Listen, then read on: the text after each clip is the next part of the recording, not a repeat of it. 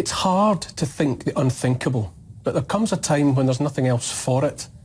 People raised to trust the powers that be, who have assumed, like I once did, that the state, regardless of its political flavour at any given moment, is essentially benevolent and well-meaning, will naturally try and keep that assumption of benevolence in mind when trying to make sense of what's going on around them.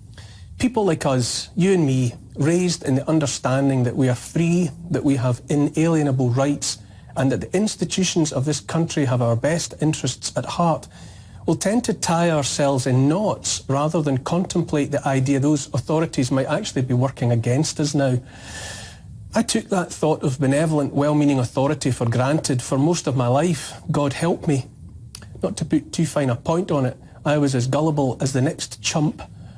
A couple of years ago, however, I began to think the unthinkable. And with every passing day, it becomes more and more obvious to me that we are no longer being treated as individuals entitled to try and make the most of our lives, but as a barn full of battery hens, just another product to be bought and sold down the river. Let me put it another way. If you've been driving yourself almost demented in an effort to think the best of those in charge, those in senior positions in government, those in charge of the great institutions of state, those running the big corporations, but finding it increasingly impossible to do so, then the solution to the problem might be to turn your point of view through 180 degrees and accept, however unwillingly, that we are, how best to put this, being taken for a ride. When you find a stranger's hand on your wallet in the inside pocket of your jacket, rather than trying to persuade yourself he's only making sure it doesn't fall out, it might be more straightforward to draw the conclusion you're in the process of being robbed. Once the scales fall from a person's eyes, the resultant clarity of sight is briefly overwhelming. Or it's like being handed a skeleton key that opens every locked door, or access to a Rosetta Stone that translates every word into a language instantly understood. Take the energy crisis. If you felt the blood drain from your face at the prospect of bills rising from hundreds to several thousands of pounds, while reading about energy companies doubling their profits overnight, while being commanded to subsidise so-called renewables that are anything but green, while listening to this politician or that renew their vows to the ruinous fantasies of net zero and Agenda 2030, while knowing that the electricity for electric cars comes in the main and most reliably from fossil fuels, if you can't make sense of it all and just know that it adds up to a future in which you might have to choose between eating and heating, then treat yourself to the gift of understanding that the powers that be fully intend that we should have less heat and less fuel, and that in the planned future only the rich will have cars anyway. The plan is not to fix it, the plan is to break it and leave it broken. If you struggle to think the best of the world's richest, vacuous, self-obsessed A-list celebrities among them, endlessly circling the planet on private jets and super yachts so as to attend get-togethers where they might pontificate to us lowly proles about how we must give up our cars and occasional holiday flights, even meat on the dinner table. If you wonder how they have the unmitigated gall, then isn't it easier simply to accept that their honestly declared and advertised intention is that their luxurious and pampered lives will continue as before, while we are left hungry, cold and mostly unwashed in our unheated homes? Here's the thing. If any leader or celeb honestly meant a word of their sermons about CO2 and the rest, then they would obviously lead by example. They would be first of all of us, willingly giving up international travel altogether. They would downsize to modest homes warmed by heat pumps. They would eschew all energy but that from the sun and the wind. They would eat with relish bugs and plants. They would resort to walking, bicycles and public transport. If net zero and the rest was about the good of the planet and not about clearing the skies and the beaches of scum like us, don't you think those sainted politicians and A-listers would be lighting the way for us by their own example? If the way of life they preach at us was worth living, wouldn't they be living it already? Perhaps you heard Bill Gates say private jets are his guilty pleasure. And how about food, and more particularly the predicted shortage of it? The suits and CEOs blame it all on Vladimir Putin. But if the countries of the world are truly running out of food, why is our government offering farmers hundreds of thousands of pounds to get out of the industry and sell their land to transnational corporations for use or disuse unknown? Why aren't we as a society doing what our parents and grandparents did during World War II and digging for victory? Why is the government intent on turning a third of our fertile soil over to rewilding schemes that make life better only for the beavers? Why aren't we looking across the North Sea towards the Netherlands, where a WEF-infected administration is bullying farmers off their land altogether, forcing them to cull half the national herd? Those Dutch farmers are among the most productive and knowledgeable in the world, holding in their heads and hands the answers to all manner of questions about how best to produce food. And yet their government is so intent on scaring them out of the business that a teenage boy in a tractor taking part in a protest to defend ancient rights and traditions was fired on by police.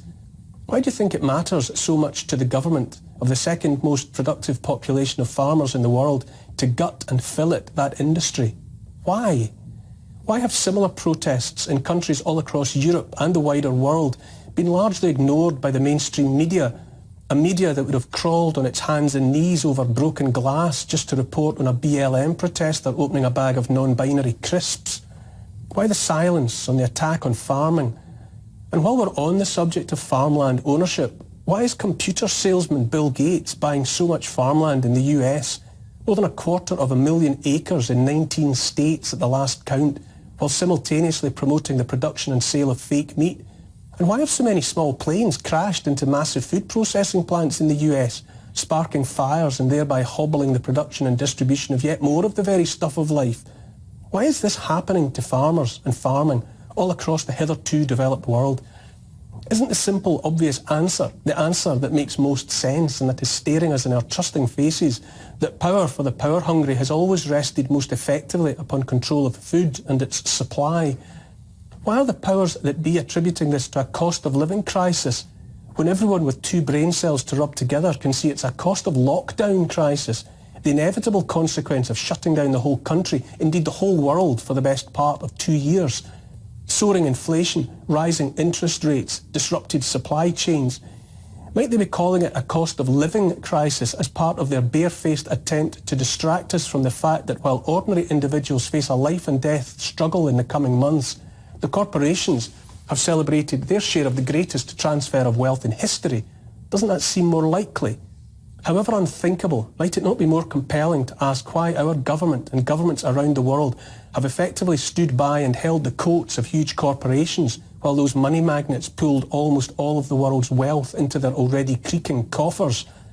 Are our governments more interested in enabling, in aiding and abetting the rich than in lifting so much as a finger to protect our livelihoods, our ways of life? I'm only asking. What about the money in our pockets? Why is it getting harder and harder to use good old cash, notes and coins? Why are we being nudged further and further away from spending power we can see and hold and towards a digital alternative that exists only on the hard drives of the banks that run the world? Why is that, do you think?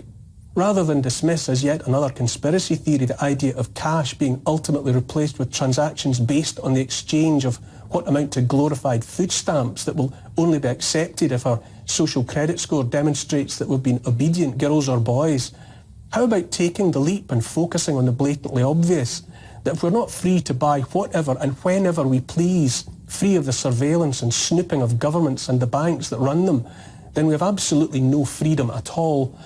And while we're on the subject of money and banks, why not pause to notice something else that's glaringly obvious, which is to say that the currencies of the West are teetering on the abyss, and that one bank after another is revealed to those who are bothering to watch as being as close to bankruptcy as it's possible to be without actually falling over the edge. Then there's the so-called vaccines for COVID. I deliberately say so-called because by now it should be clear to all but the willfully blind that those injections do not work as advertised.